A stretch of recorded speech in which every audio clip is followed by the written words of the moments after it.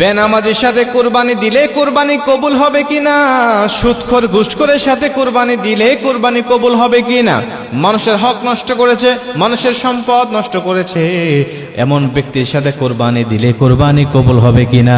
কুরবানির সময় আসলে এমন প্রশ্ন কিন্তু আমাদেরকে খুবই করা হয়, হুজুর অমুক ব্যক্তি তো নামাজ পড়ে না, ওর সাথে কুরবানি চলবে কি চলবে না, অমুক ব্যক্তি সে মানুষকে কষ্ট দিয়েছে, অমুক ব্যক্তি তার আত্মীয় স্বজনকে কষ্ট দিয়েছে, অমুক ব্যক্তি তার সন্তানের হক ফাঁকি দিয়েছে, অমুক ব্যক্তি তার বোনের হক ফাঁকি দিয়েছে, এমন ব্যক্তির সাথে কুরবানি আমার হবে কিনা, কুরবানি দিলে কুরবানি কবুল হবে কিনা, এমন প্রশ্ন কুরবানির সময় আসলে আমাদের মাঝে করা হয়। এই মুসলমান বন্ধু আমার, খুব মনোযোগ দিয়ে কথাগুলো শুনে নেবেন।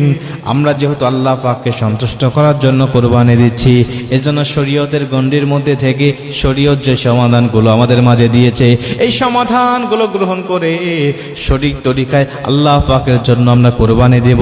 আশা করা যায় আমার আল্লাহ পাক আমার কুরবানিটাকে কবুল করে নেবে। জোরে কোন সুবহানাল্লাহ। আল্লাহ পাক আমার কুরবানি কবুল করে নেবে যদি আমি সঠিকভাবে কুরবানিটা দিতে পারি। এখন প্রশ্ন হলো, হুজুর এই বেনামাজি এই সুদখোর ঘুষখোরের সাথে কুরবানি দিলে কুরবানি হবে কিনা, এর সমাধানটা আমরা চাই। প্রিয় ভাইরা আমার, যদি ব্যক্তি এমন হয় যে সে নামাজ পড়ে না এবং ভবিষ্যতেও পড়বে না, এমনও ব্যক্তি আছে সে সরাসরি নামাজকে অস্বীকার করে, কয় নামাজ না পড়লে কি হবে, আমার ঈমান ঠিক আছে, নামাজ যে পড়ে না এর জন্য তার অনুতপ্ত নাই। এবং অনেক ব্যক্তি আছে না অস্বীকার করে বসে এবং বলে নামাজ পড়ার দরকার নাই, শুধু নামাজ কায়েমের কথা আছে। এমন ব্যক্তি যদি হয় তাহলে স্পষ্ট তার সাথে কুরবানি দিবেন না, কুরবানি হবে না। কারণ সে স্পষ্ট শরীয়ত অস্বীকার করেছে, স্পষ্ট ফরজ বিধানগুলোকে সে লঙ্ঘন করেছে। অনেক মুফাসসিরদের মত অনুযায়ী সে আর মুসলমান নাই, সে কুফরি করেছে, সে কাফের হয়ে গেছে। এমন ওনার সাথে কুরবানি আপনার হবে না। কিন্তু যদি এমন হয় যে সে ব্যক্তি মাঝে মাঝে নামাজ পড়ে, মাঝে মাঝে পড়ে না, কিন্তু সে পড়ে না বলে তার মধ্যে অনুতপ্ততা আছে, তার মধ্যে ভয় আছে যে আরে আমি গুনাহগার হচ্ছি, আমি নামাজ পড়তেছি না, এমন ব্যক্তির সাথেও আপনি কোরবানি প্রথমে দিবেন না। আপনি চিন্তা করবেন সর্বপ্রথম একাকী কোরবানি দেওয়ার জন্য, কোরবানির একাকী দেওয়ার জন্য আপনি চেষ্টা করবেন। যদি না থাকে তাহলে ভাগে যদি দিতে হয়, তাহলে আপনি দেখবেন যারা নামাজ কালাম পড়ে, যারা ইসলামের গণ্ডির মধ্যে থাকে, এমন ব্যক্তিকে খুঁজে বের করা, এদের সাথে আপনি কোরবানি দেওয়ার চেষ্টা করবেন। এদেরকেও যদি আপনি না পান তাহলে ওই সমস্ত ব্যক্তিদেরকে আপনি ইসলামের দাওয়াত দিয়ে তারপরে আপনি তার সাথে কোরবানি দিতে পারেন। আপনি তাকে বলতে পারেন, ভাই দেখো আল্লাহ তো কোরবানি আমাদের উপরে ওয়াজিব করেছেন, নামাজও আমার জন্য ফরজ করেছেন, তুমি নামাজ পড়ো না কিন্তু কোরবানি দিচ্ছ, হয়তোবা তুমি আল্লাহ পাককে সন্তুষ্ট করার জন্য যদি কোরবানি দিতে তাহলে অবশ্যই আল্লাহকে সন্তুষ্ট করার জন্য তুমি নামাজও পড়তে। কারণ আমাদের সমাজে এমনও ব্যক্তি আছে কোরবানির ঈদের দিন সকালবেলা ফজরের নামাজ পড়ে না। তাহলে তার মধ্যে যদি আল্লাহর ভয় থাকতো তাহলে অবশ্যই সে ফজরের নামাজটা পড়ে আল্লাহকে সন্তুষ্ট করতো। কারণ সে কোরবানি দিচ্ছে আল্লাহকে সন্তুষ্ট করার জন্য, কোরবানি দিয়েও আল্লাহকে সন্তুষ্ট করা যায়, নামাজ পড়েও আল্লাহকে সন্তুষ্ট করা যায়। সে যেহেতু নামাজ কাজা করছে, কোরবানি দিচ্ছে, তার মানে এই কোরবানির মধ্যে তার গোশত খাওয়ার নেশা আছে, ধান্দা আছে। এই জন্য আপনি তাকে বোঝাবেন, দেখো আল্লাহকে সন্তুষ্ট করার জন্য অবশ্যই নামাজ আমাদের জন্য ফরজ, নামাজটা পালন করতে হবে।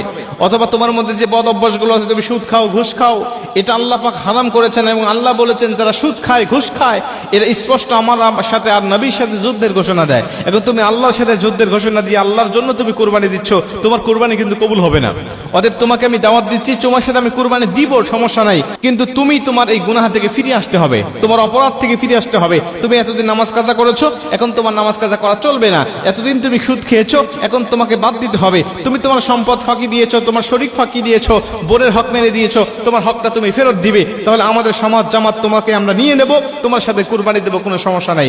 এমন শর্ত দিয়ে বা এমন দাওয়াত দিয়ে যদি আপনি তার সাথে কুরবানি দেন, সে যদি সংশোধন হয়ে যায়, আল্লাহ আপনার কুরবানিও কবুল করবে, তার কুরবানিও কবুল করবে। কিন্তু তার মনের মধ্যে যদি থাকে দুর্নীতি, মনের মধ্যে যদি থাকে তার অন্য কিছু, যে আল্লাহকে সন্তুষ্ট নয় এবং গোশত খাবো বা সামাজিকতা রক্ষার জন্য আমি কুরবানি দেব, তাহলে তার কুরবানি কবুল হবে না, এটা ঠিক। কিন্তু আপনি কুরবানি দেওয়ার কারণে আপনার কুরবানি হয়ে যাবে। কেন হয়ে যাবে? আল্লাহ পাক পবিত্র কোরআনের মধ্যে বলেন, আমি কারো বোঝা কারোর উপরে কিয়ামতের মাঠে চাপিয়ে দেব না। এই একটা মাত্র আয়াতের দলিল হিসাবে অনেক মুহাদ্দিস বলেছে, হ্যাঁ যদি এমন শর্ত দিয়ে কেউ কোরবানি ভাগে দেয় তাহলে আল্লাহ পাক তার কোরবানিটা কবুল করে নেবে। কিন্তু যে ব্যক্তি গোশত খাওয়ার জন্য কোরবানি দিয়েছে, আল্লাহ তার কোরবানি কবুল করবেন না। এই জন্য আমরা যারা ভাগে কুরবানি দেব, আমরা অবশ্যই খেয়াল রাখবো পারতপক্ষে একা একা দেওয়ার জন্য। যদি একটা ছাগলও হয় একা একা দেওয়ার চেষ্টা করবেন, এটা উত্তম ও অতি উত্তম, এতে কোনো সন্দেহ নাই, কোনো মুফাসসির এর পক্ষে দ্বিমত নাই যে এটা উত্তম নয়, সবাই বলেছে হ্যাঁ এটা উত্তম। কিন্তু যদি আপনি হতে পারে যে ফ্যামিলির সদস্য বেশি, বা আমার কোরবানির পশুর মাঝে অনেকের হক রয়েছে, অনেক গরিব দুঃখীরা আছে যারা আমার দিকে তাকিয়ে আছে, ছাগল দিলে হবে না, আমাকে একটা গরু দিতে হবে বা গরুর ভাগ নিতে হবে, তাহলে আপনি গরুর ভাগ নেন, সমস্যা নেই। কিন্তু আপনি চেষ্টা করবেন ভালো ভালো ব্যক্তির সাথে দেওয়ার জন্য। কিন্তু যদি এমন হয় যে আপনার ভালো ভালো লোক পাওয়া যাচ্ছে না, এখন এমন লোক পেয়েছেন তাকে আপনি ইসলামের দাওয়াত দিয়ে, সংশোধনের দাওয়াত দিয়ে, তার মধ্যে দেখবেন অনুতপ্ততা আসে কিনা, সে যদি আপনার কাছে স্বীকার করে হ্যাঁ ভাই আমি ভুল করেছি এতদিন, এখন আমি আর করব না, তাহলে আল্লাহ পাক আপনার অবশ্যই এই দাওয়াত দেওয়ার কারণে উত্তম প্রতিদান দিবেন এবং কুরবানিটাও আল্লাহ পাক কবুল করে নেবেন। ভিডিওটি শেয়ার করে অন্যকে জানিয়ে দেওয়ার অনুরোধ রইল।